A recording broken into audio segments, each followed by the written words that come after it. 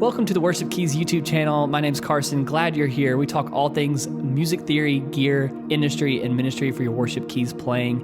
I want to thank Aerospace Audio for being a sponsor of this episode. They provide high-quality atmospheric pads for your performances or worship services. You can run the pads off of their app on your iPhone or iPad, or you can use their really cool Atmosphere foot pedal to where the sounds come out physically from this pedal, which is really cool. You can check out their products on aerospaceaudio.com. So now let's get into today's episode.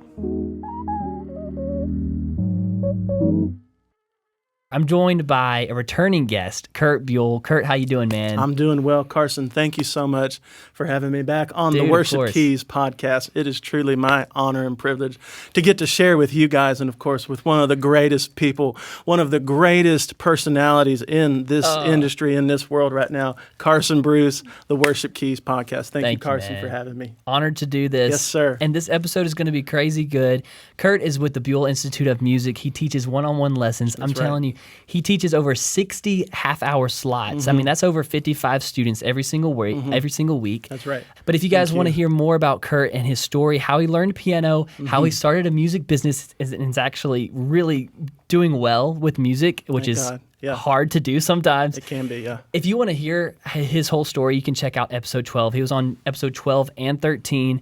13's all about music theory tips, which is what we're going to be getting into today as well.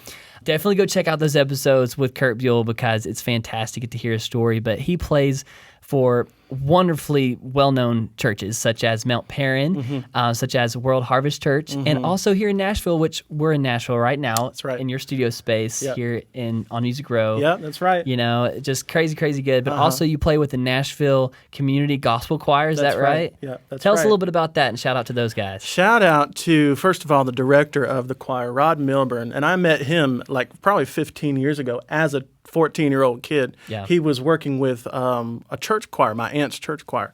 And so it's crazy to be connected again 15 years later to Rod Milburn, who's the director. And he founded this choir a few years ago. They actually won a huge contest called How Sweet the Sound. If you've ever heard of a gospel choir contest called How Sweet the Sound, Verizon puts this thing on. So it's a pretty big deal in the choir world. And so they won the national competition for large choir. So it's cool. A privilege to get to work with these guys. And right now we've got some videos that are circulating online. You may have seen some of them if you follow me or follow Carson or the Worship Keys.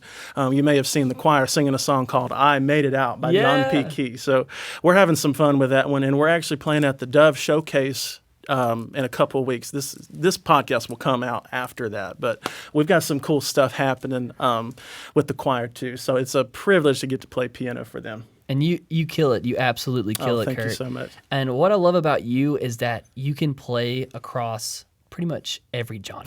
Okay, some people say they can do that, but Curt can actually do that. Man, thank you. Today's episode is all about from classical to contemporary, right? So taking that transition of, hey, you know what? I grew up playing classically, playing traditional hymns, reading sheet music. How do I relate that now to the modern music that we have today? Gotcha. And there's a big bridge for that. And so before we get going, again, Curt, thank you. You're the first ever returning guest. Yes. So I'm excited about that. I love it. I'm hoping and praying if it works out that we can have you back every season. You know, we're in season 2 right now. Yeah. And would love to keep having you back, of course, next year as well, and probably near Christmas as well. So y'all be on the lookout for some Christmas. I hear some sleigh bells jingling right now. Yes. We'll see what happens, right? Yes, sir. But thank you again. I do not take it lightly that you have taken the time to share your knowledge with my audience, and also you do so much for your audience in the community and here in Nashville. We're just going to get back down into the details of classical music and relating that to the contemporary music. Someone reached out to me just some months ago and said, I think it's great what you're doing, Carson, with the Worship Keys, but I'm a little left behind because in my church I grew up reading sheet music, and now I can't keep up with the contemporary music. And I know, Curt, we were talking earlier, and you're like, well, for me and you, it wasn't that hard of a transition. 'Cause sometimes it naturally happens, and you understand theory. And when you understand theory, you can relate what's on the page to anything else. Right. And so my goal for everyone today is to understand that you can take what Beethoven or Mozart, what they were composing and the theory behind that, and skip ahead years and years later to the new styles and the new music that we have. And I just want to back it up real quick. Within church history, first, way back, hundreds of years ago, it was just vocals. And then organ was the only instrument used in churches, right? Yeah. And then at one point, and before the late 1800s, piano, get this, Curt, piano was considered to be a secular instrument and was not allowed in the church. Can you all believe that? So, and how far we've come. And I know in recent days, it was like in recent decades, I should say, drums were kind of like we shouldn't have drums, or we shouldn't have this, that, or the other. You fill in the blank. We shouldn't have a keytar on stage, which your cousin Clifford Walker was on the podcast just not too long ago, where he leads from a keytar. But there are so many different forms and styles of music and instruments that enter the church that at the time when it first is invented, the church is notorious for saying, no, we don't want that. And like Toby Mac, I had Toby Mac's keys player, Dave Wyatt, on just a few episodes ago as well. And it's amazing how Toby Mac has used the turntables. He's always had a DJ on stage with them, which is like, oh, that's also looked as like, why would we have that on a stage on, why not? Church? Why not? Yeah. So, it's amazing how far the church has come over the years. And so I'd like to ask you, Curt, with your understanding of classical music, give us a rundown. What is the best way that you can describe the bridge between what classical music was, the traditional music, reading sheet music, and how can you understand that and really shift your thinking when you go to contemporary music? Gotcha. Okay. One important distinction to make, the bridge that we're talking about building, the bridge is that both styles of music are considered to be tonal music, right?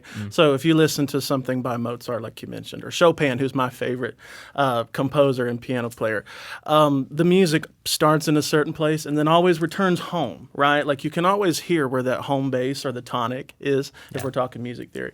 Same thing, though, with contemporary music. You have a melody. It usually follows the conventional major scale with maybe a few accidentals or something, but probably not too many, right? Yeah. And then always shifts back home, right? So that's the thing. It's the same, like coming from the same place, so to speak. So for example, you might in a contemporary song have 1, 4, 6, 5. So can classical music. It's just a little bit more ornate than just maybe playing a pad or something, or some pulsating rhythms, you know what I mean? But it's the same, it's coming from the same place. So that's the first thing, which means you can use the number system. You can use your ear, right? There's some stuff out that you might listen to and try to fake your way through, which is okay in terms of like playing a classical piece or something. You can actually play what you hear and get it pretty close because you're not having to think too hard if you know the number system and you can pick out a melody by ear. So that's the thing. That's how I learned in church. Like I had the tools from playing classical music, how to pick out a melody or read a melody, how to understand it. What does it do? What do chords typically do? For instance, like 2-5-1 or something, or just a 5-1 at the end of something, the perfect cadence, right? So this stuff, it's universal in these types of music that we'd consider to be tonal. If you get away from tonal to more like modal and then eventually atonal, we're talking like jazz and then more like free jazz stuff on the atonal side of things. But classical music and then the stuff that we're working with today, like CCM is just churchy pop music. You know what I mean? Right. So pop music, R&B, rock, country, all these mainline genres, if you will, they're all tonal. And so they all follow pretty much the same kind of musical expectations that we have when we hear a melody. We expect it to come back here if I'm in C, or to hear something like that, or 2-5-1 or something. So they follow pretty much the same guidelines. It's just that classical music has a lot more of this going on. Right. You know what I mean? Does that make sense? Yeah, absolutely. Cool. All right. So that's the first thing. What do you got for me next? So good. No, I love that. And I think classical music is very important to learn. I think if you grew up reading sheet music, it's a very important skill. And we're not disregarding that at all. We're actually fully embracing that. Fully, yeah. So, but it's one thing to note before you just get down into the nitty gritty of the theory of all this, is to note that you're actually using two different sides of your brain when you're playing by ear versus when you're reading sheet music. And what I mean by that is when you're reading sheet music, it's more mathematical. You're reading the patterns, you're playing exactly note by note. I heard an interview with a pianist who plays with an orchestra, and he's a creative person as well. And so he says when he rehearses the music at home, he tells himself, I cannot deviate, I cannot be creative right now. I am practicing. This is a skill that I need to be disciplined in. I read the music, I read the patterns, I play note by note because I need to get everything perfect because I'm playing with this huge orchestra, right? Yes. And so when you're reading music, it is a disciplined skill that I'm reading this, I'm playing this a certain way, and you're copying the music. But then when you're playing in church, a lot of times, you're not necessarily being a copyist. You're not copying other people, so to speak. Yeah. Sometimes you are. But then, sometimes there's a lot of freedom with that. And so some people, you're using the different side of your brain where you're being creative. You're trying to think of something new. But it's not just, some people have the misconception that it just comes out of nowhere. But a lot of times there's theory, all that comes with it. So I just wanted to say that is that it does take, it's two different skill sets to learn how to play by ear and how to read the sheet music. Is that, one's more methodical on the sheet music side where you cannot deviate, because if you do, you'll get lost in the music, know. I remember practicing and reading sheet music, and when I do, sometimes I'll deviate and be like, ooh, that run was cool, and then I'll start doing it in different keys in different ways, which is cool to experiment with that when you have the chance. So today we're going to break down a few classical songs. Curt is going to share his knowledge on that. So without further ado, let's get into it, Curt. All right, everybody. We are going to examine one or two classical pieces. We're going to go in and write the numbers from the number system down and just kind of analyze and annotate a piece of sheet music so that we can understand what's going on. And this is going to relate directly to being able to play in church. I'll show you what I'm talking about here in just a second. So you're going to see this image here, but what's going to happen is we want to... first of all, talking about similarities, we've got chords, this chord right here, this G major chord. So automatically there's crossover because we do see triads and things. Sometimes we see broken triads. We're going to see some of that here in a little bit. Let's talk about the chord structure here. Look at this lowest note. Obviously, this is a G right here. So G, which is the 1, and then we've got A. So that's a 2, and you're going to hear what I'm talking about in just a moment. G, A, and B. Let's just take those first two measures. I'm going to play them for you, and I want you to listen and see if you can figure out what the number system is behind this. So here we go. First two measures of Bach's Minuet in G, the first movement. So watch what happens with the left hand. 1 chord, walk up to the 2, and the 3, right? So how do we take something like that and make it useful? Well, what if we just chord 1, 2, 3? You see what I mean? Like I'm taking something directly from the music and making it relatable. So imagine we're in church and we need some talk music, or we just like some background music to play behind somebody. We can take that 1, 2, 3. It's going to shift into 4 in the music. We'll see that in a second. But I'm going to do a 1, 2, 3, 4, and I've got this worship pad underneath this here. So there's your 2, and your 3, and your 4. So we went from this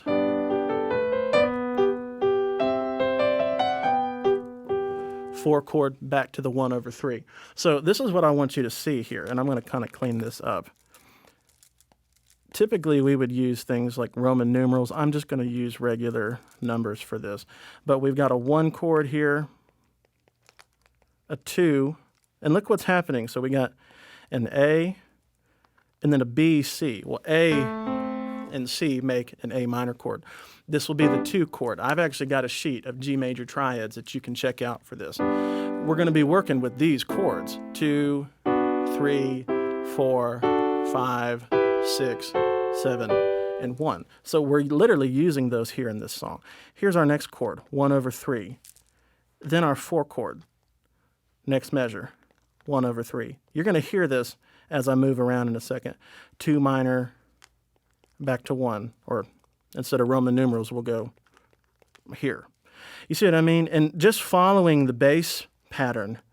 These low notes here in the left hand, that's probably what's going to clue me in, especially if I know anything about the number system. So let's play through this real quick. See if you can hear the number system going on in this. Here we go.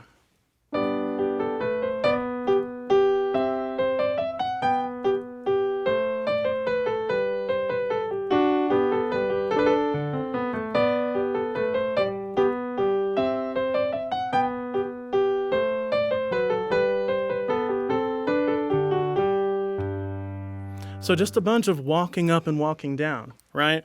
That first thing, walking up to 4 like this, and then back down to 1. So let's take that idea. I'm just going to play the same chord structure and improvise over it. So automatically it sounds like church.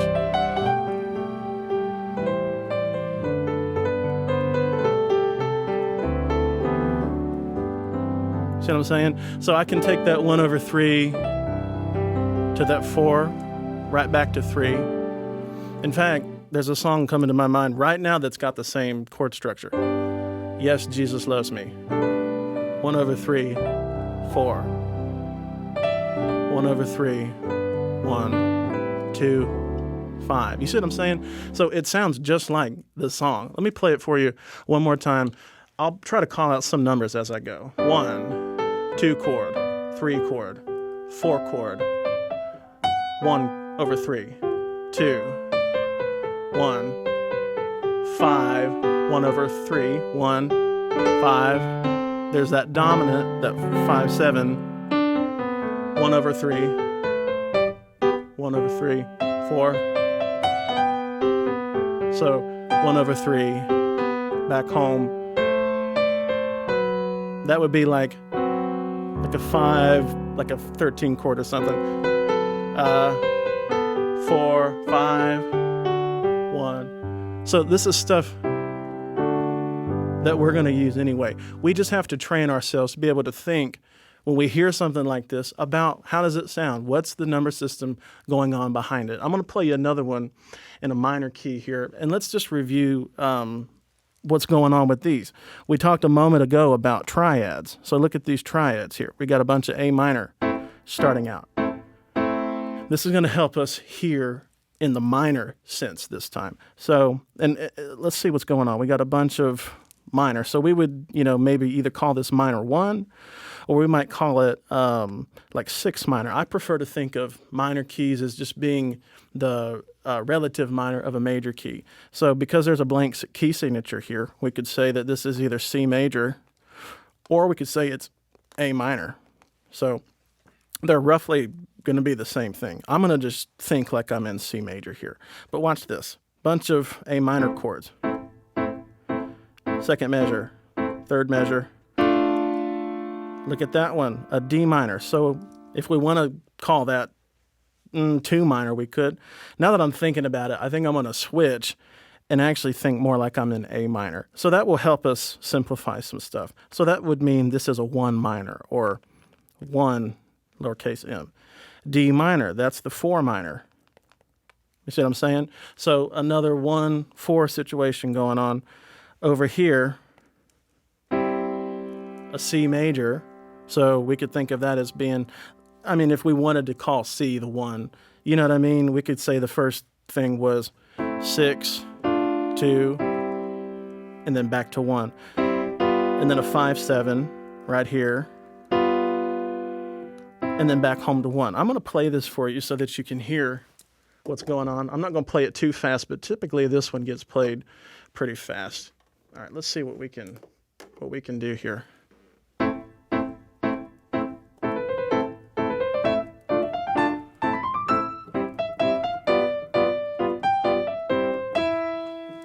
That's just the first 8 bars of it. But listen to this one more time. That's the A minor, D minor, A minor, C, G7, 1. And then a perfect cadence leading us back home. So there's stuff in this piece of music we could use. For example, those triads and the chord structure itself. What's going on here? We've got an A minor going to a D minor. So think of like if we need a minor sort of vibe going on in church.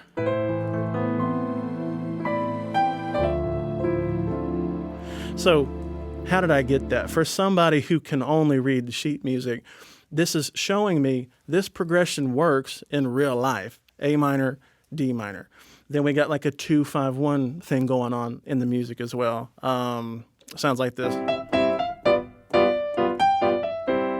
So more like a 5-1 thing. But another thing that we can use over and over, the perfect cadence, 5-1. So I could literally just pull the progression from the music if I know the numbers. One more time on this. That's the A minor, D minor, A minor, C major, G7. I'm adding some stuff as I'm talking through it, but you get the point. So I could take something like that.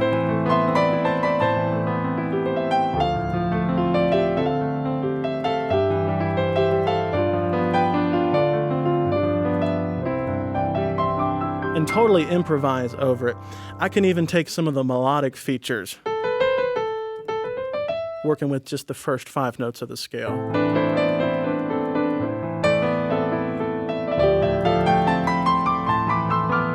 Something like that, you know what I mean? What we want to be able to do is maybe even take the song itself and flex it a little bit as an exercise. We wouldn't perform it that way, but we want to be able to take what's in the music, right? So this is an exercise that I would encourage anybody who's trying to play modern stuff to do. If you read sheet music, if you understand anything about any of the composers or any of the repertoire, study it and see if you can pick out the chord numbers going on. 6 minor, if we're calling this the key of C major, 6 minor, 2 minor, back to 6 minor, 1/5, 5 dominant, 1, and then, see what I mean? So you'll see this stuff all the time. Major, minor, especially in classical stuff. The perfect cadence, like I said, but based on the harmonic minor of A minor. So some of this stuff is going on in the music, but that's what I would encourage you to do. Play along with it and then try to internalize it. You'll know that you've internalized it if you can play something like reductive from that. So.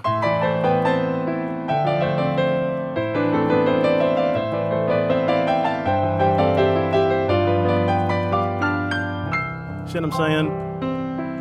Internalize the numbers, think about them, play them. You don't have to play it exactly like the music as you're doing this exercise. If you don't want to play this there, play it like this. And then this does a great job, like Für Elise does, of going from the relative minor into the relative major. So we hear this C major thing kind of cropping up here, and it gives it like that nice happy sound. And you'll see that from time to time too. You do see that in some hymns and stuff. But these concepts, they're universal. And what they do is they give us a look into the mind of these composers. This first composition, I don't know if there's a date on it, would have been mid-1600s, before even the piano was invented. And then the second one here, I don't think there's a date on it. This is called Arabesque.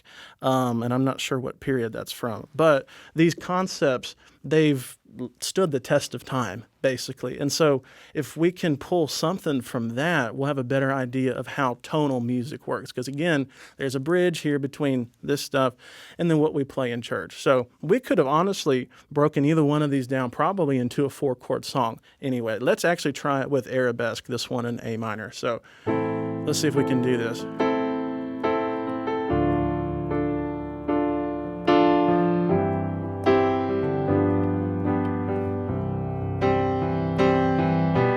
Cut the E major.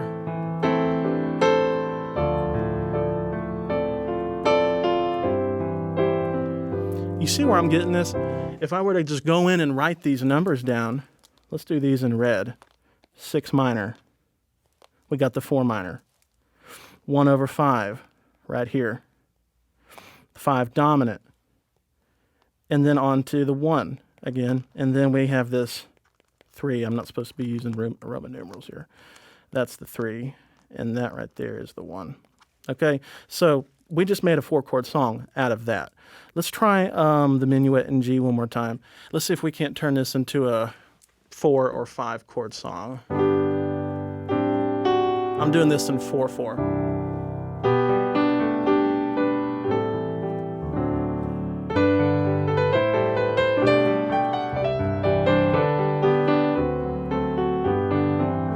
And I can use that kind of thing to play a hymn like or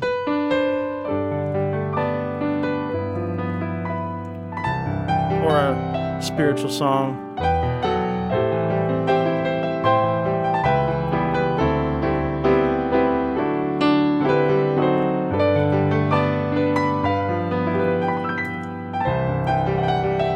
And you see stuff like this all the time. 2, 5, 1. See what I mean? So we're able to take stuff directly from any of your favorites. You know, you could take the Chopin Nocturne in E flat, which I'm not going to play, but you could take some of those ideas from the chord structure. See what I'm saying? Let me try it again.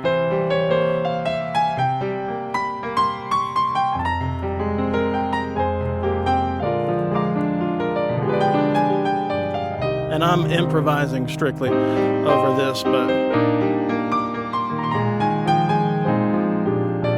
so how about I take that and use something like that in maybe the chorus of How Great Thou Art.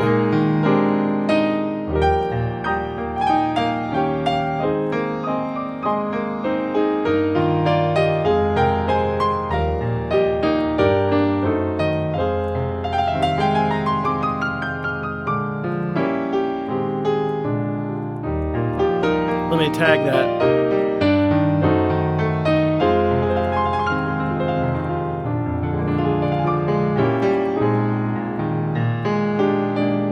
See what I'm saying? So all that kind of movement, you just take it right from the music. Again, what I played earlier was not a direct copy. It's just a reductive kind of, what could I do to it? 1, 4 minor, 1, 3 dominant, secondary dominant, 2 minor, 5, walk it up, 6 minor over flat 5, 5 dominant. See what I'm saying? So being able to hear the numbers in the tune helps so much as it relates to playing 4-chord songs. I hope that this helps. There's a lot of good stuff in these classical repertoire books that you could just pull out and begin to study. Write stuff down on the page. Music and paper is meant to be written on. Obviously, this is not paper, but if you've got those old books or something in your library, in your cabinet or whatever, pull them out. Start studying the root note of each moment in just like the first line or something. How does it compare with the melody? Like we saw here, somewhere along the line, we had an A. I think it was actually in the first one here. We had this A minor thing happening right here. So A and then that C. Well, that constitutes at least 2 of the notes of A minor. So just be able to go in here and identify what's happening. I drew this arrow because it's obvious what's happening. We're walking straight up here. And then we always return back home. This is the final thing for this segment here. We always return right back here to the tonic, the 1. So that's the other thing with some of the hymn stuff or the classic church stuff, but certainly with the 4-chord stuff too. We're always coming back home. You know what I mean? Da, da. Even if we're always coming back to that. So if we did, let's see, Worthy of It All or something, in E flat.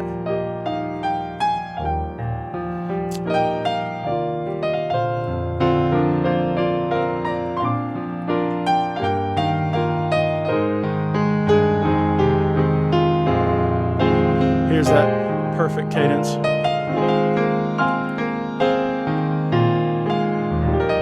So we can expect to hear stuff like that in just about everything we're playing, because if we didn't, everybody get thrown off. They're expecting you to end on the 1 melodically, or if it's a chord, either the 1 or the 4. If you want to activate worship mode, here's what you do. Just end on the 4 with the melody right there.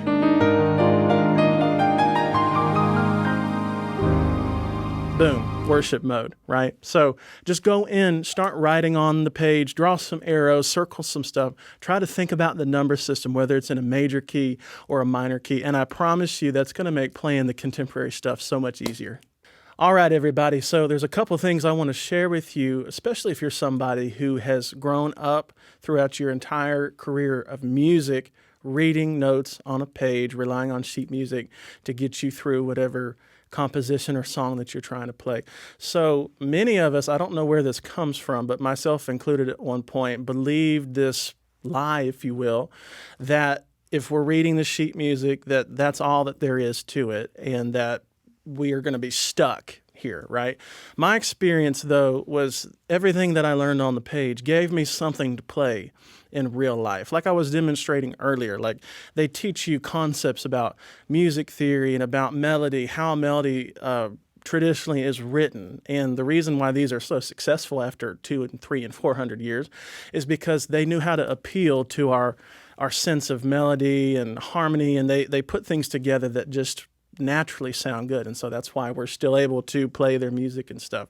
But it's important to realize that we're not bound to the page. If we learn something on the page, it's up to us to play it that way for a performance, but we want to take whatever it is that they've given us and expound upon it, the same way that we do this with mathematics and with physics and different sciences. We take new information and we make it work for us, right? And so we can take something there and then create something new or something just reductive, coming straight from that we can use for our own purposes. So again, for me, I studied piano, like classical piano, for 8 years, taking private lessons with an instructor. And so she would make sure I understood, like we did in this last segment, she made sure that I understood what numbers were being used and stuff. So you got to be listening for these things. But this actually teaches you the right way, if I could use that term, to think about music in the conventional sense, like what we would expect to hear from a pianist in most cases. So that's the first thing. Don't buy into this, like I said, lie or whatever it is that you might be telling yourself that says, if I can only, or if I play this, that's all I'm able to do. That's just not true. This is kind of like, this is fundamentals, if I could use it. I actually used this analogy this week in a piano class that I was teaching. So a couple of things. For example, I grew up playing sports. My dad started coaching me after a really, really bad year where we lost almost every game. And what he focused on that eventually allowed us to win some championships were fundamentals. Fundamentals are kind of like the foundation of a house, okay? Now, we're hearing a lot of great stuff from these composers, and a lot of it's wonderfully ornate and beautiful to listen to. And those things would kind of be like the wallpaper on a wall to a house, or a chandelier in a foyer, right? Or some black and white tile as soon as you walk into the house.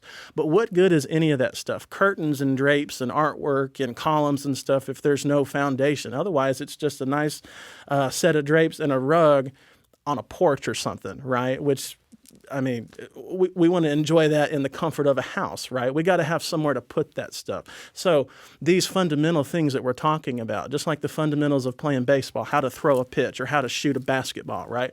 Those fundamentals are like the foundations of a home. And eventually that gives way to some actual flooring, right? And some walls and some trusses and some drywall and that kind of stuff. And so we got to get this foundational stuff first before we can begin to add all the ornate tricks and licks and runs that we hear other people doing. Now, you can learn stuff like that and potentially not understand. In my experience, sometimes you learn some stuff and then later on you're able to explain it. You actually learn the mechanics, of what to do, right? But if I just learn one lick and I never learn anything about it, I could only play it in that key, for example. But if I know the theory, if I know the fundamentals, 1, 2, 3, 4, 5, 1, 3, 5, 7, 9, and if you can do stuff like 1, 3, 5, 3, 1, 6, 5, 3, 2, or 4, 2, 3, 1, 7, 5, 1. If you can do stuff like that and you understand melody because you played sheet music, if you internalize it, you can use whatever it is that you are reading on this page. But what I'm saying is we want to understand the fundamentals so that we can play that melody or that lick or whatever in any key. For example, I can take that same minuet in G and move it over to C because I understand the theory. Then you can take it to any of the 12 keys, major or minor. You could actually turn that into a minor key if you needed to and have a more like a dark sound from something that originally was happy sounding, if you understand the theory. So we got to get like this foundational stuff before we can start hanging artwork on the walls, if you know what I mean. We love to enjoy all that stuff. And in fact, in some cases, we pay to go visit these big mansions, like if you've ever been to the Biltmore, right? But we got to get this stuff first so that we can enjoy and build all that stuff for ourselves. So I don't want you to get boxed in with sheet music. This is a gateway into the mind of some of the most genius composers who've ever lived. That's why their music has survived 2 world wars and countless other regional things, like people's studios and offices and homes were burned down in wars, and yet we still have their music. You get what I'm saying? The same thing with the piano. It survived over 300 years of all kinds of stuff happening in the world, right? But these people, they were ahead of their time. That's why we're still playing their music. So if we can just take what's in there for ourselves, we're going to have a much more fun time, really, playing music. And again, fundamentals are everything. It's hard to shoot a ball if you don't know how to hold the ball in your hand, if you don't know how to dribble, and then if you don't know how to stand right there at the free throw line, if you don't know how to make that motion, it's probable that you're going to miss more of the shots than you wanted. But if you understand what to do and how to, set your shoulders and where to look and how to clear your mind as you shoot the ball or as you throw the ball or hit it or whatever, if you can focus and zone in on that, you'll have a much more fun time. Like I said, you'll feel more confident in what you're doing. But it all comes back to hearing everything in the music, being able to take it and run with it. Don't just stay there. Feel free to explore different parts of the music and where they would take you. But this is a gateway into everything else that you want to do. It's teaching you everything that you need to know about music theory, melody, harmony, chord structure, rhythm, all the important things that we utilize in a church setting, whether that's gospel or contemporary. We're using these things just in a new way. So I want to encourage anybody who has only read sheet music, try and get outside the box. Try and train your ear to the point that you can take these things that you already know how to do. You already know how to play all this great music. Take those ideas and try to just copy and paste it into some song that you might be playing for church on Sunday. Really focus on the sound, the chord structure, the numbers, and the melody, of course. And that's going to give you such an easier time getting through these songs that we play every week. So anyway, use these to your advantage. Don't get locked in. Have fun with it. Take it down a path of exploration and just enjoy the genius that these composers give us. All right, we had some questions submitted on Instagram on the Worship Keys account, and I want to answer a couple of those for you right now in this segment. The first question was, what can one do to sound better playing in church? This is the easiest answer. I'm not going to go into a lot of detail.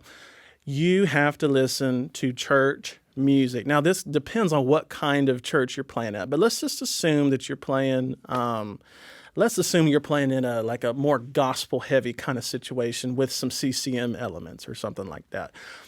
Have you listened to any live records? That's a good place to start. I could give you 3, 4, 5 right off the top of my head that influenced me. I talked about one last time I was here on this podcast, New Season by Israel and New Breed. Just hearing how church music sounds based on your church's desired sound. If they're playing gospel stuff, go listen to some gospel records.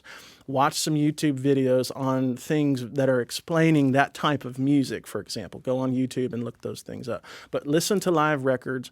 Listen to stuff that you actually enjoy and think is cool, because there's plenty of classical stuff, plenty of jazz stuff, R&B stuff that I use in church. Not that there's anything wrong with that. You know what I mean? They're just ideas and concepts I heard in one style of music and then transferred to something else. But you got to use your ears. Listen to records that sound like a live church experience, and that's going to give you a better idea of what you can play. You're a collection of all the sounds that you've ever heard, so you got to keep collecting these sounds to be able to play the stuff that you want to play. Another question that was submitted was, what are some things that you can play in between chords? So I got a nice, easy answer for you. We're going to be in E flat here. Let's say that we're playing a 2 chord. and we need to get to a 4 chord or something like this. What if we use like a major pentatonic?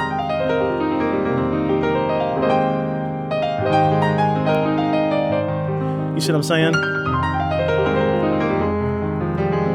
Knowing different types of scales like your major and minor pentatonics are usually going to help you out in a situation like this. If it's more of a churchy sort of situation, blues scales can really help with that. Another thing too, what can you put in between chords? More chords. So for example, if I'm going from 1 to a 4, like in a gospel situation, I could use a passing chord like that, which isn't a straight up E flat or E flat 7 or 9. I can use a passing chord and maybe even do like a tritone bass substitution thing to get me to the next chord. So in church, by the way, you could do some pedal point stuff where you're doing different chords over the same root note. And then I could go, you see what I'm saying?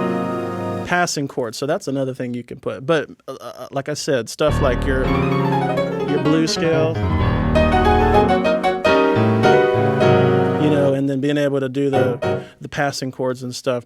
Those are ideas, scales, different modes. If you're playing a minor thing, let's say you need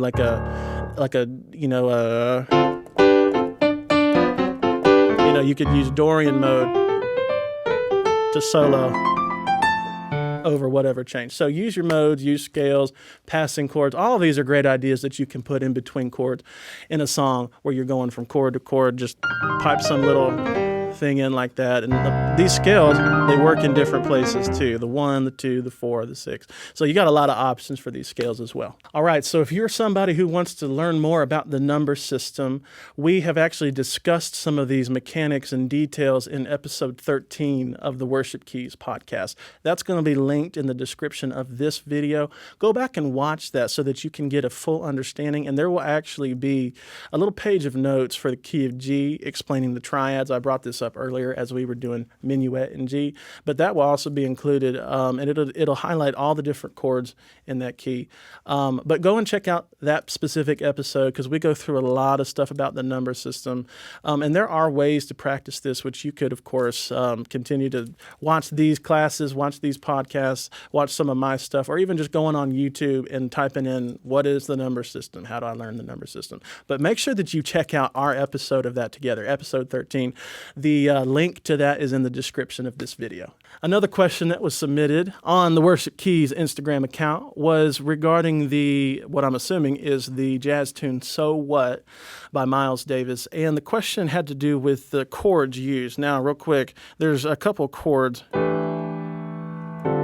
in this song. Those are the chords there. And these are based on chordal harmony. So I'm going to show you how to expound upon that in just a second. But if you've never heard the tune,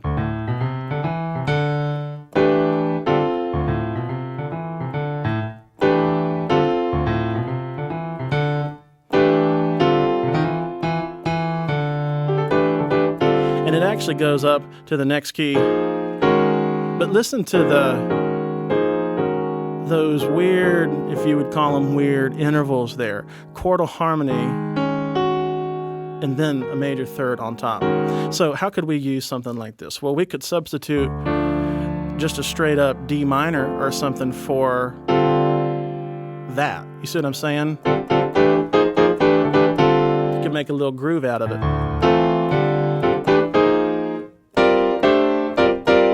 But explore them first, and then try some chromatic stuff. So you could use it just to substitute a chord, da, da, instead of, let me think, da, or something like that. And then, of course, if you just want some cool chromatic stuff to use, these little shapes are awesome for like moving around. Let's see here. I'll give you one more example. So, for example, chordal harmony can be used with major chords too. So, something like this. Let's see if we can do it. Here we go. And It gives you like a more interesting kind of sound. So anyway, it can be used as major too, but I would just use this as a chord substitution or something. You might even be able to use it, if you're doing like the Israel New Breed thing. Lord, You Are Good. I'm doing it in D, but let's see if we can find it here. Or whatever, Anyway, those will just give you more interesting voicings as you're trying to do some minor stuff. So there you go. So what? Da, da. There you go. Well, guys, thank you so much for being a part of the Worship Keys episode. I hope this episode was beneficial. If it is, please subscribe here on YouTube or podcast. Curt, thank you for being on the podcast. Yes, sir. My I hope pleasure. this has been beneficial. Please comment if it has, and if you want to see Curt back on the podcast again, please let us know.